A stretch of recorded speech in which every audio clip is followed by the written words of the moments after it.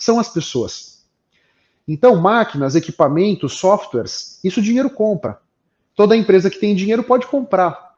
É possível que a máquina que de repente eu comprei na semana passada, o meu concorrente também comprou, do mesmo fornecedor. A grande fonte de vantagem competitiva está nas pessoas.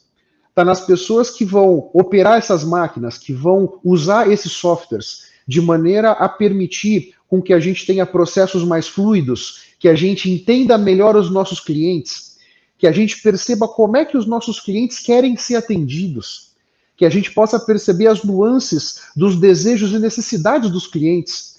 E esses vão mudando na velocidade de um tweet, né? De hoje para a semana que vem pode ter mudado tudo, para que a gente consiga ficar antenado e bem ligado na nossa clientela. As pessoas é que vão fazer isso. As pessoas é que vão nos ajudar a nos proteger da concorrência, que nesse século XXI vem de todos os lugares do mundo, vem de todas as formas e por todas as direções. Não é o software. A inteligência artificial pode ajudar muito, mas por trás dela tem alguém. Tem alguém programando, tem alguém decidindo quais rotinas é que essa inteligência emocional vai decidir, com base no que ela vai tomar decisões, né? Então, nesse caminho eu percebi, bom, se as pessoas são o principal ativo, como é que eu posso melhorar as minhas habilidades e competências para lidar com as pessoas? E daí eu fui estudar comportamento humano, daí eu fui estudar neurociência, fui estudar programação neurolinguística, fui me interessar por esse assunto, fui me autoconhecer. Eu acho que na medida em que eu me autoconheço, eu tenho mais ferramentas para lidar com a minha equipe, para entender como é que a minha equipe pode se engajar mais, cada detalhe de cada colaborador, cada colaboradora, como é que eu posso fazer para que eles possam se automotivar, né?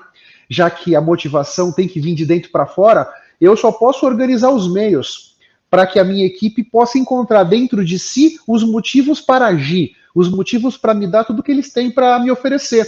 E esse é o meu caminho. E nessa jornada, eu comecei a dar aula na Fundação Getúlio Vargas, então eu sou professor na pós-graduação, na área de liderança e gestão de pessoas, eu sou criador de conteúdo nessa área, eu tenho um podcast chamado LideraCast, eu tenho um canal no YouTube, eu faço entrevistas, eu tenho posts no LinkedIn, enfim, tenho artigos, e aí a parte do Otávio, criador de conteúdo. E agora, mais recentemente, para ser mais exato, no final do ano passado, eu criei uma jornada de desenvolvimento de soft skills. Já que a soft skills, se você quer aprender a mexer no Excel, você pode fazer um curso, você pode assistir alguns vídeos. Se você se dedicar, no final da semana você já está fazendo até macro.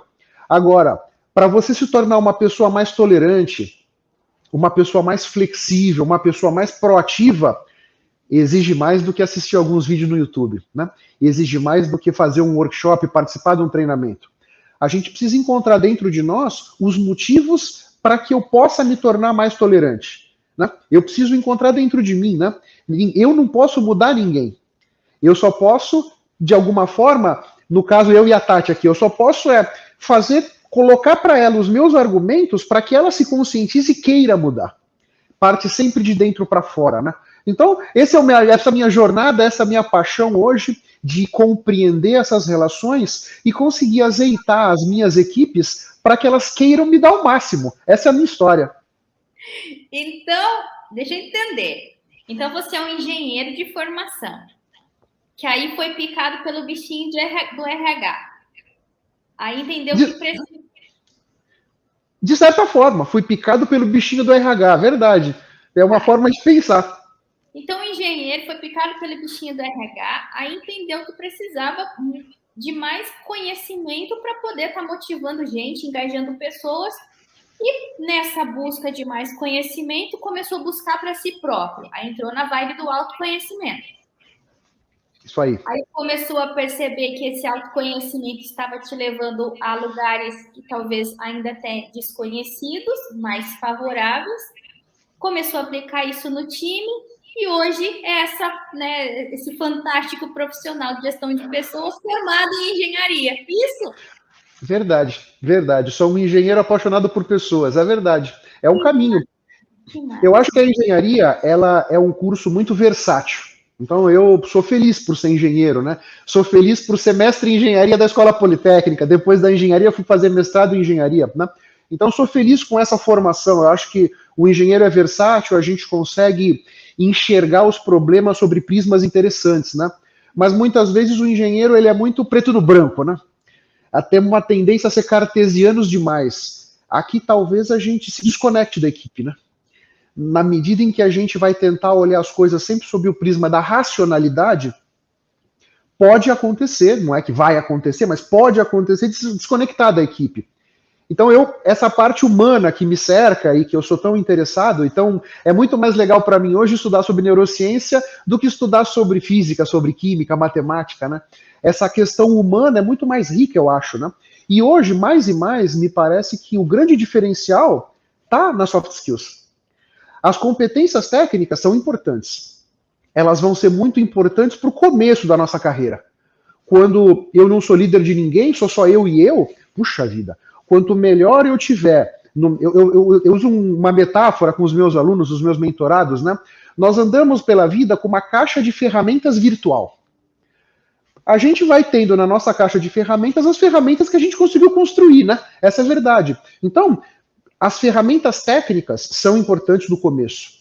Mas quanto mais alto você vai subindo, e quando você passa a ser líder de líderes, isso fica muito claro. Nós precisamos das competências comportamentais e essas ferramentas de comunicação, de empatia, de construção de relacionamento, de escutar, de considerar a opinião de todo mundo, de trazer confiança para as nossas relações, é fundamental. Porque na medida em que eu me torno um líder de líderes, eu estou naturalmente me afastando um pouco da operação. Eu estou me afastando um pouco do dia a dia da empresa, para que eu possa ter um olhar mais amplo. Aí as soft skills são fundamentais, porque eu me afasto, vamos dizer, no organograma, eu me afasto nas tarefas do dia a dia, mas eu preciso continuar conectado. E eu vou precisar continuar conectado com as pessoas sem aquele contato do dia a dia, porque eu já estou fazendo outras coisas, eu estou me envolvendo com outras questões, né? Mas essa conexão que precisa ser mantida vem através das competências comportamentais, das soft skills, me parece. Perfeito, Otávio. Compartilho, né, completamente da sua ideia. Eu acho que nós falamos hoje, principalmente na gestão de pessoas, muito das soft skills, mas é importante que a gente lembre das hard skills também, das competências técnicas, porque elas nos dão a possibilidade, né, o conhecimento para agir. Então, somente de soft skills, um profissional não consegue ser formado. Então, às vezes, né, a gente está numa vibe de vamos valorizar as soft skills e hard skills, simplesmente a gente vai aprender no dia a dia. Calma, não é tão simplesmente assim, né? Como que eu vou lá? Não, eu quero salvar vidas, né? Eu quero ajudar na área, né, médica. Mas se eu não fizer meus 7, 8, 9, 11 anos de medicina com especializações, eu não vou ter como ajudar. E isso, a gente está falando de hard skills, né? Vou trabalhar na área de engenharia. Como que eu vou ser um engenheiro se eu tenho somente a sensação, a vontade, né? Os comportamentos de um engenheiro? Não dá? Então, eu gosto muito de reforçar isso também quando tenho a possibilidade de falar assim, olha, hard skills nunca vai ser substituída. Ela é essencial, ela é necessária para o profissional performar. Só que ela te leva a um ponto. O próximo ponto, você precisa das soft skills, né? Então, o que você disse do crescer no organograma, né? Então, o que é o crescer no organograma? Quando você precisa somente ser auto-líder, né? Se auto-liderar seus conhecimentos, sua performance, suas entregas, a hard skills, ela vai ser muito exigida e você vai ter que ter muito conhecimento para aquilo. A partir do momento que você passa para o próximo nível de liderar gente, aí você já precisa ter o desenvolvimento de soft. Quando você lidera gente que lidera a gente, aí não existe mágica, né, Otávio? Não existe. Exato. Até para que você possa conscientizar a sua liderança da importância dessas competências para que eles possam lidar melhor com as equipes deles, né? Exato. Porque no final das contas, me parece que cada um de nós somos uma peça de um quebra-cabeça, né? Então, aqui nessa empresa, casualmente, eu estou líder dessa equipe, eu sou o responsável, o primeiro homem dessa empresa nesse momento, né? Mas para muitas decisões, a minha opinião é só mais uma. Mais uma das 180. Para outras opiniões, não. A minha opinião pode ter peso 2, vai, para algumas coisas, mas na maioria delas eu sou mais um, né? E na medida em que eu consigo empoderar a minha equipe, quanto mais empoderada tiver a minha equipe, quanto mais consciente estiver a minha equipe, melhores serão os meus resultados. Esse aqui é um ponto que eu acho relevante aqui, né? Muitas pessoas, e que vieram da engenharia ou não, acabam tendo uma imagem que se conectar com a equipe é meio perda de tempo. Puxa vida, caramba, vou ter que mais uma vez fazer uma avaliação de desempenho, que chatice danada. Na verdade, para mim é um presente. É uma oportunidade, mais uma oportunidade de eu sentar, conhecer essa pessoa, eu perceber o que será que mudou na vida dessa pessoa da nossa última avaliação de desempenho para essa. A nossa vida, ainda mais hoje em dia, né? A coisa de uma semana para outra já muda tanto, porque nós precisamos estar muito compreendendo isso aí. Essa questão da performance das pessoas tá muito, tem vários pedaços desse entendimento da performance, né? E não adianta a gente querer que alguém me dê alguma coisa que a pessoa não tem, né? Então, eu sempre tenho esse cuidado de eu quero e me esforço muito para que a minha galera me dê tudo que eles têm. Só que ninguém pode me dar aquilo que não tem. Se eu quero da Tati alguma coisa que a Tati não tem para me dar, eu vou só estar trazendo para ela ansiedade, estresse, medo. Aí não faz sentido, né? Agora, se a Tati pode me dar, por exemplo, 8, eu não quero que ela me dê 7. Então, puxa, Tati, como é que nós podemos aqui juntos fazer com que você queira me dar 8? Porque aqui tem um outro detalhe do século XXI que é espetacular. Se a gente voltasse no tempo 100 anos, o trabalho lá no século XX, no começo do século XX, era de apertar parafuso. Então, por exemplo, não, tem que apertar 10 parafusos por hora. Você chega lá na segunda hora, tem que ter 10 apertados. Só tem 9, opa, ajoelha no milho. Se tem 11, oh, legal, aleluia. Mas nesse século XXI, que o nosso trabalho é intelectual, é criatividade, é muitas vezes programação, é muitas vezes a percepção sobre a concorrência, sobre detalhes de mercado, né? Não é tão simples quanto, em uma hora então você tem que ter feito tantas linhas de programação, ou você tem que ter ligado para tantos clientes. A coisa é muito mais muito mais tênue, né? A gente tem que ter um entendimento muito melhor, né? Então, nesse século XXI, nós precisamos organizar os meios para que as pessoas queiram nos dar o seu melhor. Porque eu posso ser uma pessoa, por exemplo, super inteligente. Estou sentado numa reunião aqui, estou percebendo que a reunião está indo para uma direção que não é a melhor, mas eu posso resolver ficar quieto. Não vou falar nada. Eu não vou opinar. Seja porque eu não sinto confiança nessa equipe, seja porque eu acho que a minha opinião pode não ser considerada, seja porque não quero, vou cruzar o braço, não vou falar nada. E deixa eles irem naquela direção que eu acho que não é a melhor.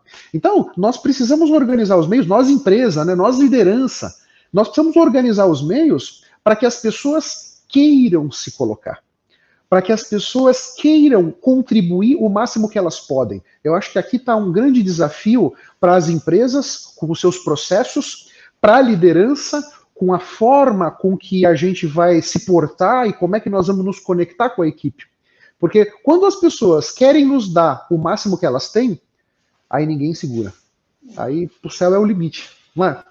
É isso, Otávio, é isso. Quando a gente consegue deixar a equipe, né, num patamar do nível de confiança de falar, eu preciso de você, eu preciso do seu melhor, e ele entende que ele pode e quer deixar o seu melhor, realmente eu acredito que não exista nada que consiga segurar esse time, né? A gente convive, né, com isso todos os dias. E o que você disse quanto à liderança, na grande maioria, entender que gestão de pessoas é chato, é perca de tempo, ou às vezes até responsabilidade de outra, né?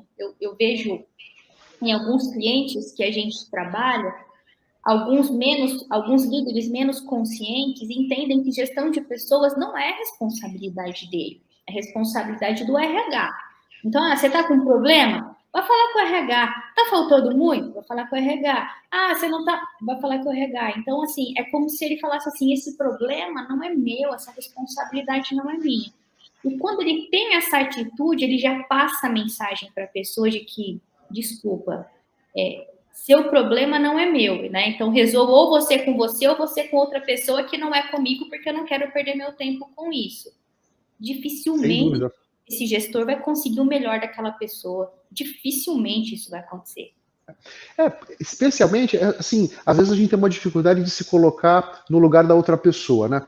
Quando eu digo para você que trabalha comigo, ô Tati, essa questão não é comigo não, vai ver lá com o RH, o que eu estou te dizendo nas entrelinhas? Você não é importante para mim. Então vai lá com o RH e resolve isso aí com eles, né? E nós, se nós queremos nos relacionar com alguém e essa pessoa acha que a gente não é importante, você vai dar o gás? Você vai remar com afinco em nome dessa pessoa que não te valoriza, que não está tão preocupado ou preocupada com você, né? É uma via de mão dupla, né? Essa questão do relacionamento humano é necessariamente uma via de mão dupla, é a via da reciprocidade, né? Hoje eu te ajudo, amanhã você me ajuda. Assim é o ser humano, assim é a relação humana, né? Se eu não te ajudo, eu não tenho como querer que você me ajude. Essa é a verdade. Se eu não sou simpático com você, eu não tenho como querer que você seja simpática comigo. Se de repente eu te trato, vamos dizer, na ponta da faca, vai, não tem como eu querer que você não me trate da mesma maneira. Essa me parece que é o grande ponto, né? A gente passa a grande parte da nossa vida trabalhando. E a gente não pode nem dizer hoje em dia passa a maior parte da vida na empresa, né? Porque tá cheio de gente que trabalha de casa, enfim, trabalha do shopping, sei lá, né? De qualquer maneira, nós estamos trabalhando uma parte importante do nosso tempo, né? Mais e mais, né? E com isso, me parece que a empresa e a liderança têm que fazer com que esse tempo importante da vida das pessoas seja até prazeroso, que as pessoas venham felizes trabalhar, né? Eu acordo na segunda-feira feliz. Essa questão daquela do Fantástico, a musiquinha do Fantástico me deixa deprimido, não, pô. Eu vou dormir domingo feliz. Eu acordo às 4:30 da matina, por acaso, né? Acordo às 4:30 da matina feliz, pô. Mais um dia, mais uma jornada, mais uma oportunidade de aprender, né? Isso eu falo muito com as pessoas. Nesse mundo que a gente vive tão acelerado, com tantas novidades, tantas mudanças, se você está indo para sua casa no final do dia e você não aprendeu nada novo, reflete. Reflete. Porque tem tantas novidades e tantas coisas novas, nós precisamos aprender alguma coisa nova todo dia. Aquela questão de melhorar 1% por dia, né? Se hoje eu não melhorei 1%, acaba que o peso do amanhã vai ser maior. Porque eu vou ter que melhorar 1% de amanhã, mais 1% de hoje que eu não melhorei, né? Então nós precisamos ter essa questão, né? Sempre devagarzinho, é a questão da melhoria contínua, né? É trazer o conceito da melhoria contínua para a nossa vida. Assim como a gente tem a preocupação com os processos, seja na fábrica, seja no escritório, de sempre melhorar, sempre fazer de uma forma mais otimizada, eventualmente com custo menor, fazer mais rápido. Na nossa vida também. É que às vezes a gente esquece. A gente conhece um monte de ferramentas que a gente usa no trabalho, mas que na nossa casa a gente acaba não trazendo, né? Esse é um ponto que eu acho também relevante. Faz sentido? Faz sentido. É porque às vezes a gente desenvolve soft skills, mas a gente desenvolve essas soft skills para o trabalho. Então a gente fala assim, tá, eu vou desenvolver uma soft skills flexibilidade. Sou uma pessoa um tanto inflexível e tudo mais, eu sinto que para eu conseguir performar eu preciso ser mais flexível. O meu trabalho está me cobrando isso. O meu líder me apontou isso na minha avaliação de desempenho. Então eu vou desenvolver flexibilidade. Mas ele fala para ele que aquela flexibilidade que ele tem que desenvolver é para a empresa, porque a empresa está precisando dela. Aí ele volta para casa, Otávio, igualzinho ele saiu, tipo, inflexível, né? Você falou assim, como você consegue, né, ter um papel A num lugar e um papel B no outro? Porque, graças a Deus, pela neuroplasticidade do nosso cérebro, a gente consegue ter essas adaptações. Só que se a gente não souber o motivo real de fazer essas adaptações e o quanto essas adaptações podem ser benéficas para a nossa vida, a gente começa a fazer adaptações pelo chefe, pela empresa, pelo lugar e nunca por nós. Aí, essas soft skills não enraizam, elas não se tornam algo seu, elas se tornam algo passageiro também, né? Então, às vezes, existe essa coisa, né? A pessoa dedica muito tempo, muito esforço no trabalho. Quando chega em casa, meu Deus do céu, chega em casa daquele jeitão, da mesma forma que saiu. Por isso, de muitas famílias terem passado por crises com o trabalho home office, né? Porque você passou a ter a pessoa lá no trabalho, e aí ela com as soft skills delas desenvolvidas quando fala com o chefe, né, através do Zoom e tudo mais, e depois desliga a câmera e já volta, né, com o pé da bota de novo lá com a família. A mulher fala assim, ué, é que o seu chefe você fala de um jeito diferente do que você fala comigo, né? Porque às vezes tem esse sentido não tão por propósito, né, de desenvolvimento de soft skills, porque ela pode ajudar a nossa vida como um todo, né, Otávio? Não, sem dúvida, não, sem dúvida. É 360 graus, né? Se a gente pensar em escutativa, pensar em comunicação, pensar em flexibilidade, etc., é na nossa vida toda, né? Com a minha esposa, com os meus filhos, com a galera do escritório, com os meus clientes, com o banco, com os fornecedores, com os meus amigos, né? Aqui tem um ponto que eu acho relevante do que você falou, que é uma grande verdade, né? Os nossos comportamentos são repetitivos. Esse tá mais do que explicado na literatura, né? Então, se o Otávio é uma pessoa impaciente, eu sou impaciente comigo, eu sou impaciente com meu pai, com os meus irmãos, com os meus amigos, no trabalho, com a minha família. Em todas as minhas relações eu sou impaciente, por mais que eu não perceba, pode ser inconsciente, mas os comportamentos são repetitivos. Se de repente o meu chefe me puxa a orelha, pô, Otávio, você está muito impaciente. Você precisa botar água na fervura. Eu posso colocar uma máscara de paciente. Então, enquanto eu estou no escritório, eu estou com a minha máscara de Otávio paciente. Aí eu aguento qualquer desaforo, eu mantenho o sangue frio. Quando eu saio do escritório, eu tiro a máscara. E volto a ser aquele Otávio, que é a minha essência, do Otávio impaciente. Né? Quando isso acontece, você falou da neuroplasticidade, que de repente é uma verdade, mas a grande ponto é o seguinte, nós precisamos mudar esse ponto, nesse exemplo da paciência, impaciência, nós precisamos mudar dentro de nós. Se a gente consegue mudar isso dentro de nós, 360 graus, a gente se transforma do Otávio impaciente no Otávio paciente. Quando a gente não tem essa consciência, aí realmente as coisas vão ficando muito... E outra coisa, quando eu tenho que usar uma máscara, é possível a gente socialmente, né, em determinadas situações usar uma máscara? É possível, é até aconselhável, né? É uma defesa que a gente tem. Agora, a gente gasta energia para ser quem a gente não é. Né? Se eu quero, se o Otávio é esse que está aqui conversando com vocês, eu não estou gastando energia, porque eu sou esse.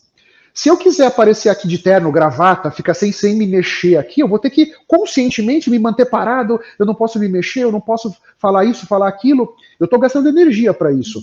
Se o seu funcionário está gastando energia para construir uma imagem que não é a dele, essa energia ele poderia estar usando para encantar os seus clientes. Ele poderia estar usando para ser mais criativo, mais criativa. Ele poderia estar usando naquela reunião que de repente ele ou ela tinha alguma coisa relevante para agregar, mas não agregou, porque ele está gastando energia para se manter, seja impaciente, seja com tolerância, seja tentando escutar ativamente, seja, enfim, qualquer máscara que a pessoa queira colocar. Então eu sempre procuro com as pessoas, né, trazer essa perspectiva. Quando, uns anos atrás, as empresas começaram a flexibilizar a vestimenta, né, e eu via, pô, que bobagem, tem empresa que o cara vai de bermuda, que absurdo e tal. Eu falei, meu, imagina que o Otávio é um skatista na minha vida. O skatista anda de camiseta, bermuda e um short, com o meu skate, né? Esse exemplo, né? Não é o caso, tá? Mas se fosse assim, mas para trabalhar eu boto terno e gravata. Não, terno, gravata, camisa de manga comprida, não pode nem afrouxar a gravata, cinto, sapato fechado de cromo alemão. Aquele não sou eu. Eu sou o Otávio de camiseta e bermuda. Eu estou gastando energia minha para formar aquela imagem, que não é a minha. Se eu posso vir de bermuda e camiseta, toda essa energia eu não preciso gastar mais. Eu venho com o meu skate, eu deixo o skate aqui na sala, porque a empresa, de certa maneira, permitiu que isso acontecesse. Acho que esse é o grande ponto. Né? E aí a gente pode falar também, estou falando da vestimenta, podemos falar da diversidade. Imagina que um determinado pessoa, né, tem uma certa preferência sexual. Quando eu não posso me mostrar do jeito que eu sou, estou gastando energia. Quando a empresa é tolerante, quando o ambiente permite que eu seja quem eu sou, eu não preciso de máscara. Por exemplo, então, eu sou homossexual, por exemplo. Eu não preciso botar uma máscara de heterossexual. Não, eu sou homossexual, todo mundo sabe. Eu abertamente posso me colocar. Essa energia eu posso usar em prol da empresa, em prol dos relacionamentos, né? Essa é que eu acho que é uma grande questão que muitas vezes passa desapercebida para muitas pessoas, né? E que tem uma relevância muito importante. Porque quando a gente pode ser quem a gente realmente é, puxa, as coisas são muito mais fáceis, a construção de relacionamento é muito mais fluida, as pessoas se colocam com muito mais clareza, porque eu não preciso escolher palavras, eu não preciso me preparar, não, eu sou como eu sou isso aqui que está falando com você. Tá? Então esse acho que é um grande ponto também, que nesse século XXI, mais e mais, todos nós precisamos explorar, porque é só assim que nós vamos também ir melhorando. E nós vamos populando a nossa caixa de ferramentas virtual. Aquela que a gente carrega pela vida, para onde a gente vai. A caixa está com a gente o tempo todo. Está no almoço de família na casa da sogra, está naquela reunião de orçamento na quarta-feira à tarde. A mesmíssima caixa de ferramenta. Então, nós precisamos trabalhar para ir enriquecendo a nossa caixa de ferramentas. Porque se na sua caixa de ferramentas só tem martelo, você vai ter que colocar um parafuso no lugar com esse martelo, porque é a única ferramenta que você tem. Agora, se eu tenho um martelo, tenho um alicate, tem chave de fenda, tenho chave Phillips, tem chave de boca, tem chave inglesa, sabe? Tem uma lima, tem um serrote. Quanto mais rica for a minha caixa, melhor eu estou preparado para lidar com os vários desafios e as várias situações. Aqui eu vou usar um serrote, aqui eu vou usar o martelo, aqui eu vou usar um alicate, né? E trazendo para a empresa, desculpe, aqui eu vou usar a minha escutativa, aqui eu vou construir relacionamento, aqui eu vou ser um pouco mais empático, aqui eu vou melhorar minha comunicação, aqui eu vou olhar minha persuasão, minha capacidade de persuadir, influenciar, porque a minha caixa de ferramentas está rica. Aqui eu preciso, peraí, como é que está a segurança psicológica do meu time? O que será que eu, como líder, posso fazer para avaliar o nível de segurança psicológica e, eventualmente, elevar esse nível? Para que as pessoas não precisam se preocupar. Pode falar o que você quiser, ninguém vai te criticar, ninguém vai te julgar, ninguém vai te diminuir, ninguém vai te desmerecer. Pode opinar. As suas opiniões são interessantes. Né? E eu falo para as pessoas, não significa que toda bola que você levantar, eu vou cortar. Não estou dizendo isso. Agora, levante todas as bolas, porque todas elas vão ser avaliadas. Eventualmente, naquele momento, não dá para cortar por alguma outra questão, né? Mas eu incentivo as pessoas a levantarem todas as bolas, e nós vamos ver. Porque se a gente não levantar a bola e não cortar, a gente não faz o ponto, né? É isso mesmo. O ponto tem que passar a bola pro lado de lá da rede, trazendo pro vôlei aqui um pouco, né? Esse é o ponto que eu acho, e é isso que eu procuro fomentar nas pessoas. E em toda a organização. Porque se eu tenho uma linha de liderança, e eu tenho embaixo da liderança os colaboradores, esses colaboradores amanhã poderão vir a estar na liderança. Então, quanto mais disseminados esses conceitos estiverem, melhor para todo mundo. Exato. Melhor para todo mundo. E se é melhor para todo mundo, isso volta e melhora a minha vida. Porque quanto mais todas as engrenagens estiverem azeitadas, menos eu preciso trabalhar. Essa é a verdade. É isso que as pessoas às vezes não percebem. Então, eu faço várias coisas na minha vida, eu estou envolvido em várias coisas além da minha carreira como executivo. Como eu falei, eu dou aula, eu tenho um programa de mentoria, eu tenho um podcast e tudo mais. Otávio, como é que você tem tempo de fazer tudo isso aí? Eu tenho tempo porque a minha equipe é super azeitada.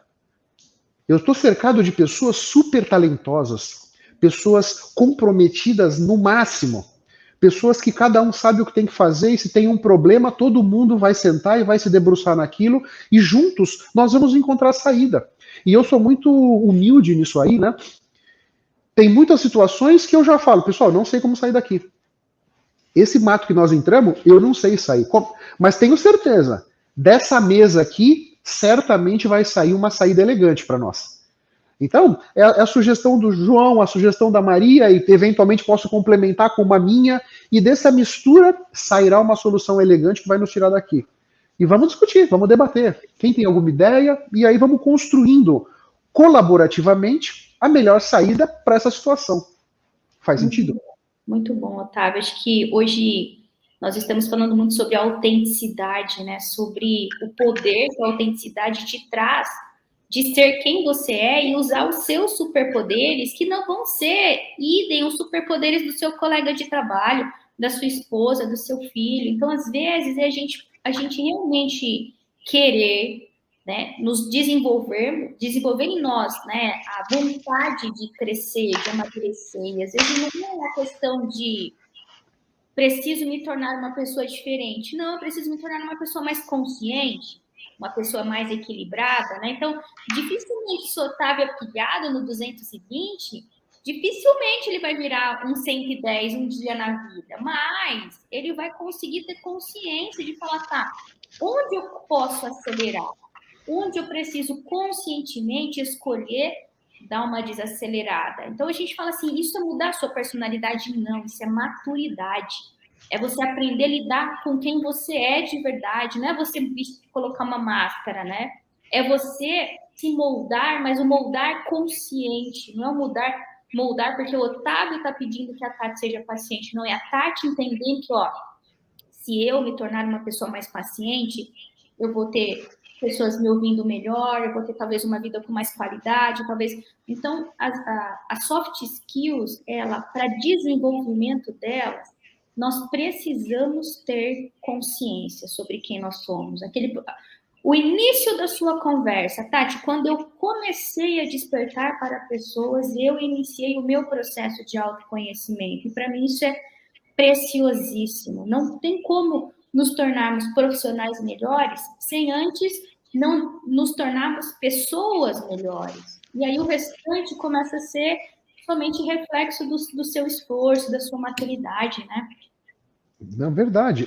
E aqui, me tornar quem eu sou. Acho que o nosso grande objetivo é a gente estar mais conectado com a gente mesmo, né? Então, um exemplo aqui. Eu sou uma pessoa que faz muitas coisas. Eu, por exemplo, falo rápido. Eu tenho consciência. Eu falo rápido. Mais ou menos 2 vezes por ano, eu paro a fábrica toda, limpo o meu almoxarifado, boto cadeiras ali e eu vou falar para todo mundo. Para dizer como é que nós estamos, os nossos números, o que estamos indo bem, o que precisamos melhorar e etc. Aí tem funcionário do semestre, a gente usa aquele momento para homenagear as pessoas, enfim. Então, tem uma questão muito relevante. Quanto mais a cada nível hierárquico que a gente desce, então, por exemplo, tá o Otávio aqui. O nível hierárquico abaixo de mim tem mais ou menos 1/10 das informações que eu tenho. E o nível hierárquico abaixo da minha liderança tem 1/100º do nível que eu tenho. E vai chegar lá na pessoa minha da fábrica, ele tem 1/1000º do nível de informação que eu tenho. A cada nível hierárquico vem 1/10 a menos. Então, se eu vou falar com todo mundo, primeiro, eu vou falar bem mais devagar. Naturalmente, eu vou falar mais devagar. Porque o meu objetivo não é, então, vomitar um monte de coisa para cima das pessoas. Não. O que eu quero é que as pessoas entendam, me entendam. E como elas têm muito menos informação do que eu vou falar mais devagar, mais pausadamente. Eu vou escolher as palavras que eu vou usar, palavras talvez mais simples, palavras mais do dia a dia, e eu vou procurar explicar muito melhor. Porque na minha cabeça está muito claro. Na cabeça da minha liderança, pode estar claro. Agora, lá embaixo, a pessoa recém-contratada na empresa, que está operando alguma máquina, a pessoa não sabe nem do que eu estou falando. Então, eu preciso vir de baixo para cima, construindo esse entendimento, porque o meu objetivo não é, ok, temos aqui o dia do compromisso, que é o momento que a gente chama esse momento, né? Não, eu quero lá, tenho meia hora para falar, vou falar tudo isso aqui e acabou. Não. O que eu posso falar só metade daquilo que eu tinha me proposto originalmente a falar, mas que as pessoas entendam o máximo possível. Essa é uma arte, na verdade. Né? É a gente conseguir se colocar no lugar do outro, perceber essa questão. Que a minha tarefa ali não é falar tudo que eu tenho para falar. Não. É que as pessoas entendam tudo que eu quero que elas entendam. Você percebe? Porque na comunicação, então eu estou aqui falando com você e com essa galera que está aqui conosco, que eu já agradeço muito, para mim é uma honra ter todos vocês aqui e fico feliz que vocês estejam gostando do papo. Eu sou emissor aqui nesse caso. É minha responsabilidade que vocês entendam. Então, eu preciso, como emissor, escolher como é que eu vou me colocar, para que todo mundo entenda o que eu quero dizer. Então, o objetivo não é falar, o objetivo é que vocês entendam. Esse é um ponto que eu acho relevante, né? Quando a gente traz, e esse é um detalhe que eu acho dos mais relevantes do autoconhecimento, né? Eu sou 100% responsável pelos meus resultados. Nós temos uma tendência danada, e todos nós, acho que é meio do ser humano isso aí, de terceirizar a culpa. Puxa vida, a gente não conseguiu vender aquele produto para aquele cliente. Pô, esse cliente também, meu cara é um azedo, hein? Para com isso, que é isso? Aquele cara não compra nada. Não, não é que ele não compra nada. Eu é que não fui capaz de organizar os argumentos para convencê-lo para comprar. Puxa vida, aquela pessoa não participou ativamente da reunião. A culpa não é da pessoa, a culpa é minha. Eu é que não organizei os meios para que aquela pessoa quisesse participar ativamente. Esse é o ponto. Quando a gente traz a responsabilidade para nós, e aqui na nossa vida também, pessoal, a mesma coisa, né? Se o meu casamento está indo mal, não é que a minha esposa está dificultando a minha vida. Eu é que não estou conseguindo organizar as coisas para que a nossa relação, minha e da minha esposa, esteja azeitada. Quando a gente traz para nós a responsabilidade dos nossos resultados, muda totalmente a nossa perspectiva das coisas. Muda totalmente a nossa forma de enxergar a nossa realidade. Porque então eu começo a me preocupar ativamente, já que eu sou o responsável, eu vou cuidadosamente olhar para todas as possibilidades que cabem a mim para conseguir fazer aquilo dar certo. Essa é a grande verdade. Se eu quero construir um relacionamento com a Tati, eu tenho que fazer o meu 100%. Se a Tati vai fazer o 100% dela, eu não tenho o controle. Então cabe a ela. Mas o meu 100% eu tenho que fazer. Porque o que eu vejo por aí é o seguinte: as pessoas fazem só 30%, 40% e aí mete o pau na Tati porque a gente não foi bem. Pô, mas se eu não fiz o meu melhor, puxa, porque se a Tati fez o 100% dela e eu só fiz os meus 30%, nós não vamos chegar. Né? Os dois precisamos estar azeitados. E essa questão de trazer a responsabilidade para si é muito relevante. E é incrível como a gente vê no nosso dia a dia todo mundo terceirizando, que é bem mais fácil, né? Quando eu jogo a responsabilidade do meu insucesso na Tati, puta, pra mim é uma... Puxa vida, caramba, a Tati também, hein? Puxa vida, ela não fez aquilo, por isso que não deu certo. É como se nós ficássemos com a alma mais leve, né? Mas no final das contas, a nossa vida não tem o objetivo de tornar a nossa alma mais leve. O objetivo da vida não é esse. Eu acredito, é uma crença do Otávio.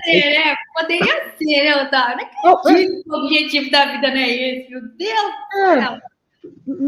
Não vejo assim, não vejo assim. Eu também, mas eu concordo, eu também acho que não, acho que o processo de evolução é o processo de forjar é força, né? Você tem que você tem que escolher se moldar. E se for muito fácil, se você deixar tudo no piloto automático e, tipo assim, a responsabilidade nunca é minha, sempre é do outro, tipo, o que te força a ser uma pessoa melhor? Nada te estimula a ser uma pessoa melhor. Não, concordo 100%.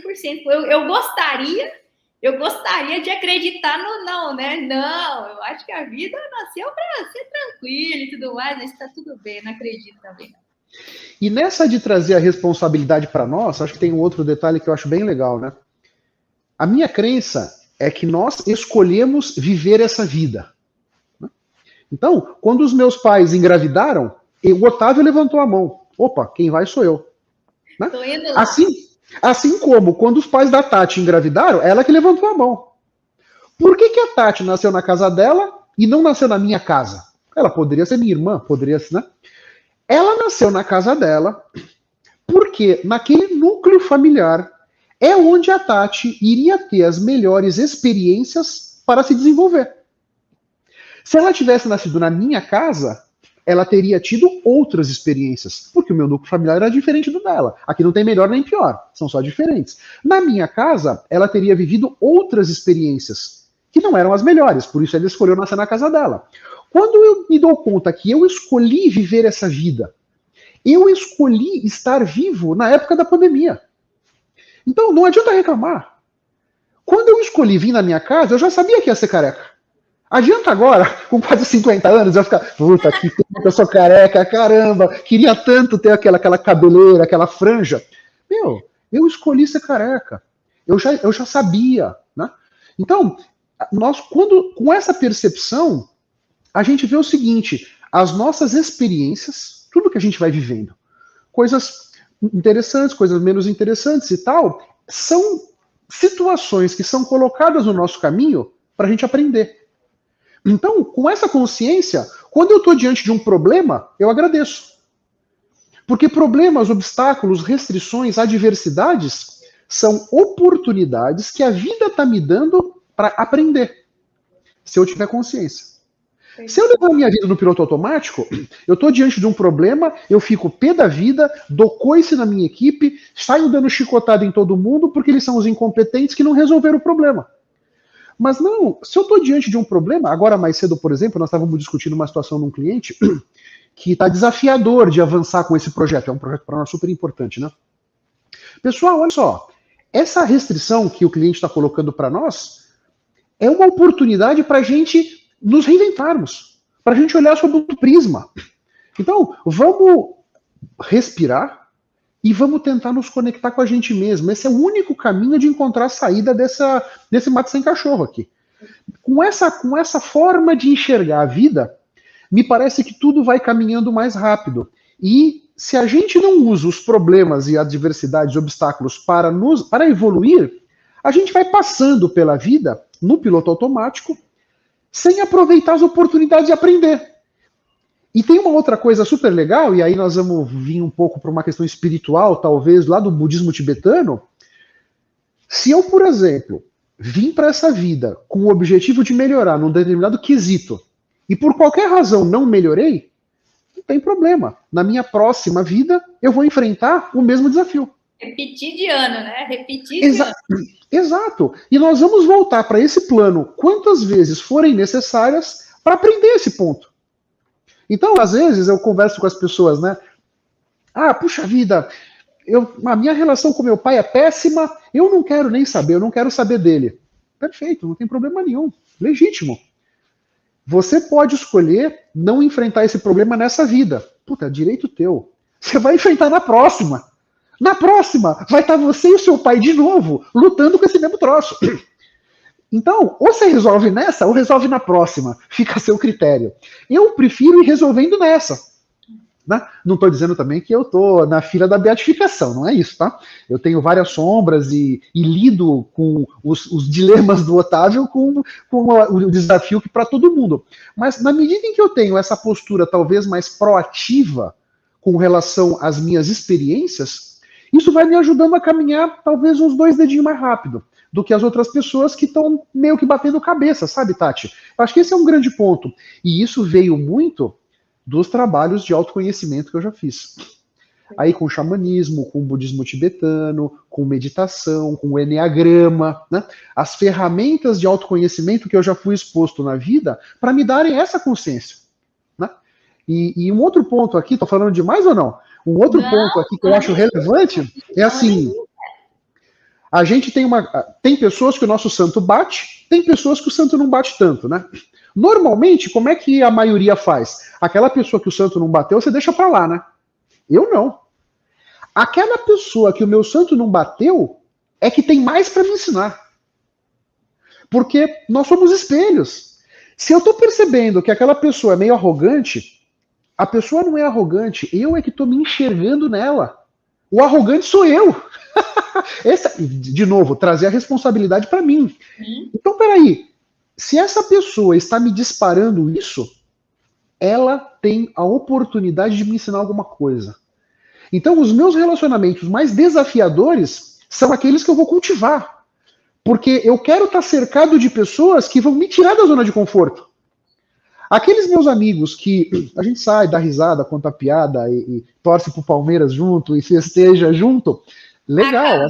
Acabei de encontrar um defeito em você, não tinha encontrado nenhum ainda. Caramba, tá louco, socorro.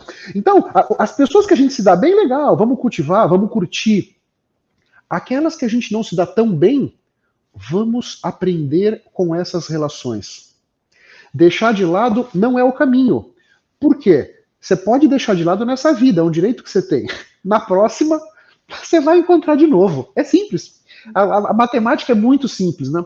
E essa lógica, puxa, os tibetanos já conheciam 5 mil anos atrás. Então me parece que tem pouca chance de estar errada, viu? Então, essa minha crença veio sendo formada e com esse pano de fundo é que eu vou levando a minha vida, né? Lá na minha casa, por exemplo, eu tenho um casal, né? A Sofia e o Rafael. A minha relação com a Sofia sempre foi bem mais desafiadora. Minha filha, ela tem um jeito de ser dela, né? Que às vezes a gente saía faísca, eu e ela. Quando eu me dei conta disso, mas peraí, Otávio, primeiro, você que tem quase 50, ela tem 20, né? Então, se é para alguém trazer temperança para essa relação, é você, né? Que você já está aqui faz mais tempo, né? Vamos lá. Primeiro. Segundo, a responsabilidade é tua para buscar consciência nessa relação. Eu não posso querer da minha filha de 20 anos que ela me entregue alguma coisa de maturidade, porque ela não tem ainda. Ela tem 20, pô. Aliás, fez 20 essa semana, na terça-feira, quarta-feira ela fez 20 anos. Não dá para eu querer que ela tenha comportamento de 50. É impossível, né? Então, a minha relação com as minhas crianças me ensinou muitas coisas. Porque a Sofia, e hoje a minha relação com os meus filhos é maravilhosa, hein? Talvez a maior vitória da minha vida, reconstruído a relação com os meus filhos, certamente.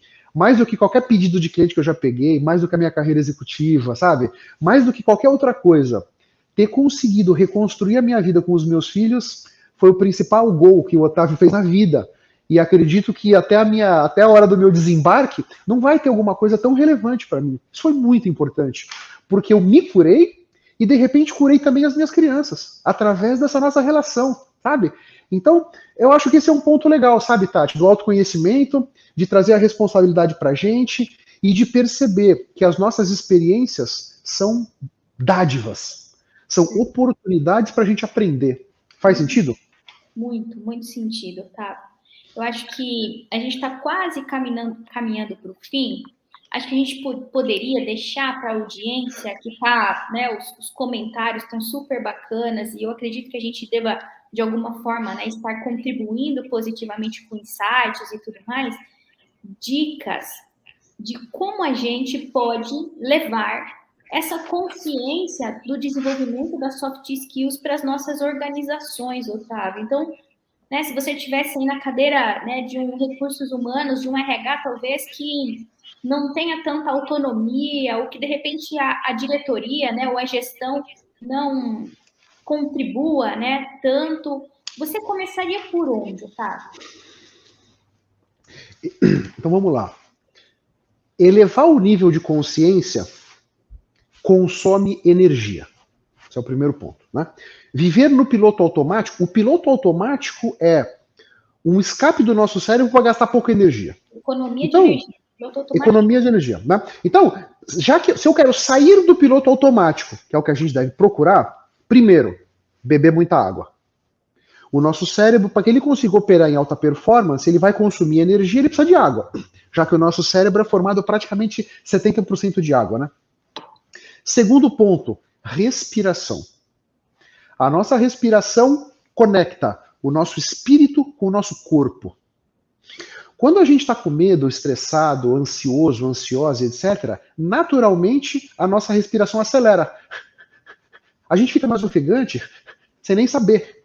Então, traga consciência para a tua respiração. Respira mais devagar, respira mais profundo. Né? O que eu falo com os meus alunos, os meus mentorados, né? Imagina que agora é 1h da tarde. Eu tenho uma reunião importante, por exemplo, às 2h30. Primeiro, que objetivo eu tenho com essa reunião? No fim da reunião, o que eu considero um sucesso para mim? Escreve. Escreve. É importante que você tenha claro.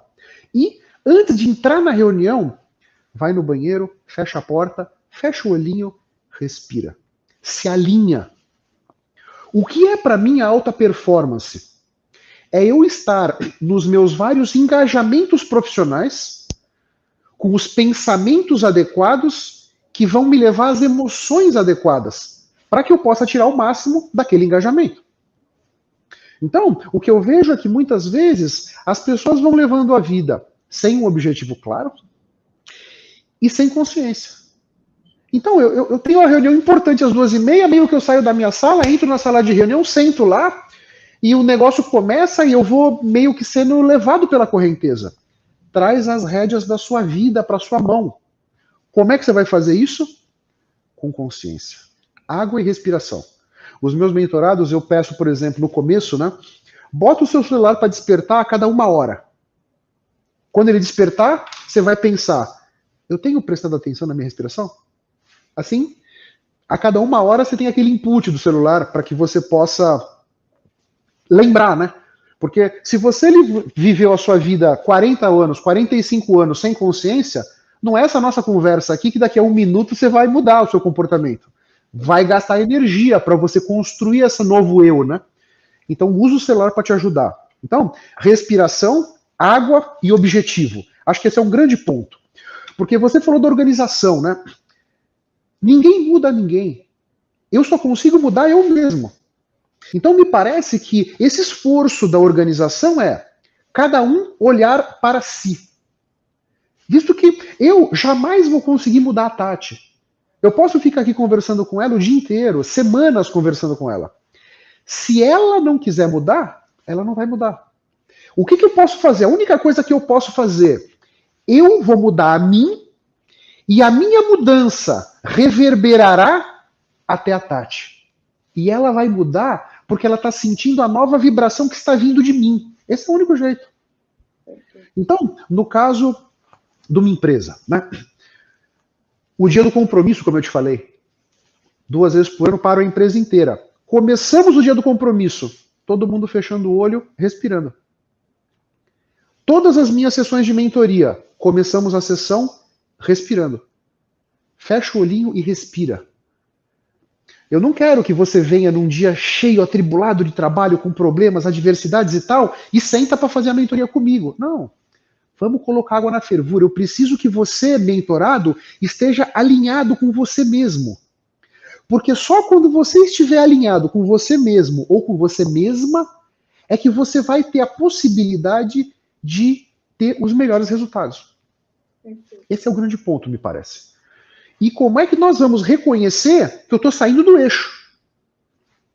Então, às vezes eu saio da minha casa e venho trabalhando. Venho aqui para a fábrica, né? Estou de carro. E eu percebo que os meus pensamentos estão estranhos, eu estou vindo pensamentos estranhos de momentos desafiadores, sabe? De situações de desconsideração, situações de humilhação. Na hora eu penso, estou saindo do eixo. Meu, muda a estação do rádio, abre o vidro do carro, você precisa mudar a vibe, né? O nosso cérebro tem uma tendência a se conectar com o negativo. Essa é a tendência natural. Se a gente não fizer nada, nós devemos nos conectar com o passado e com momentos negativos, momentos que não foram legais, a gente não estava triste, ansioso, etc. Muda isso aí. Só você pode mudar os seus pensamentos. Esse é o grande ponto que eu acho. Então, tem essa consciência. E para mim, às vezes eu chego aqui na fábrica, eu ainda não estou alinhado. Paro o carro no estacionamento, desligo o carro, fecho o olho e vou respirar. Eu só vou entrar de fato no escritório quando eu estiver alinhado. Porque, puxa vida, se eu sou o primeiro homem da companhia, as pessoas já vão olhar para mim, de certa maneira, buscando um norte. Pô, se eu também não tenho norte para dar, fica um salseiro danado. Se é para eu influenciar alguém, eu quero influenciar somando, nunca subtraindo. Se é para subtrair, eu fico em casa, entendeu? E quando eu volto para casa, a mesma coisa. Tive um dia daqueles, desafiadores, estou voltando para casa. Eu não estou bem alinhado, eu estou nervoso, eu estou ansioso. Paro o carro na garagem de casa, desligo o carro, respiro. Eu só vou, de fato, subir o elevador e entrar na minha casa quando eu estiver alinhado. Porque eu quero chegar na minha casa e eu sei que eu vou influenciar a energia da casa, eu quero influenciar para aumentar a frequência. Nunca para diminuir. Para diminuir a frequência, eu fico no carro, pô. Para estragar o clima, eu não vou, né? Você percebe? Eu acho que essa é uma consciência importante. Essa é uma consciência que vem de baixo para cima, mas eventualmente nós podemos estar numa empresa que a liderança não tem essa consciência. É possível, né? Então, entenda só, você não muda ninguém. Você só pode mudar você mesmo, você mesma. Foca em você. Eu vou mudar. Puxa vida, mas aqui todo mundo é ignorante. Eu não serei. Não é porque todo mundo é ignorante que eu também vou ser. Não é porque todo mundo grita que eu vou gritar. Eu não preciso gritar. Você pode gritar, dar um chilique aqui na minha frente. Eu tô calmo, respirando, foco na minha respiração. Eu não vou entrar nessa vibe, né? Eu acho que isso vem da consciência de cada um de nós. E dessa consciência de que esse é o caminho para que a gente volte para casa contente, satisfeito. O ambiente é tóxico. Eu não preciso ser tóxico. Eu não preciso ser uma pessoa tóxica porque eu trabalho num ambiente tóxico. Né? Eu posso ser uma pessoa não tóxica, mas casualmente, temporariamente, estou aqui num ambiente tóxico. E se você está trabalhando num lugar que é tóxico, um lugar que não está conectado com os seus valores, muda. Porque tem uma outra coisa, e você certamente deve viver isso, Tati, tem um monte de gente que a gente vê que está desconfortável no lugar onde está, mas também não faz nada para sair dali. Não toma decisão, né? Porque só eu posso mudar a minha vida. Ninguém mais pode. Se eu trabalho nessa empresa e por qualquer razão eu estou desconfortável aqui, só eu posso mudar. Seja mudar para uma outra empresa, seja mudar a minha postura com relação a essa situação. Cabe a mim. Então, o que as pessoas podem fazer? Olhar para dentro de si. Aumentar o seu nível de consciência com relação a eles próprios, com relação aos seus valores, com relação ao que é importante para eles e elas, e a partir dali começar a tomar as decisões e as escolhas, fazer as escolhas ali conectados com essa essência. Me parece que esse é o único caminho, não tem outro. Faz sentido? Acho que para a gente, né, poder finalizar esse assunto maravilhoso, acho que é isso. Se a gente conseguir sair hoje desse RH Meeting com pessoas mais conscientes sobre si, pessoas que podem entender, que podem transbordar esta consciência para outras pessoas no sentido de visão, que podem abrir diálogo sobre isso dentro das organizações e que vão usar isso daí para um bem comum, né? Vão usar isso daí para realmente ajudar as pessoas a buscarem a sua própria evolução. Acho que a gente vai estar com a nossa missão de hoje extremamente cumprida, né, Otávio? Porque nada melhor do que depois de uma hora de insights, a gente poder sair com ações, né? E que a nossa ação de hoje possa ser: vou escolher me tornar uma pessoa mais consciente sobre o impacto que eu tenho na minha vida e na vida das outras pessoas à minha volta também, né?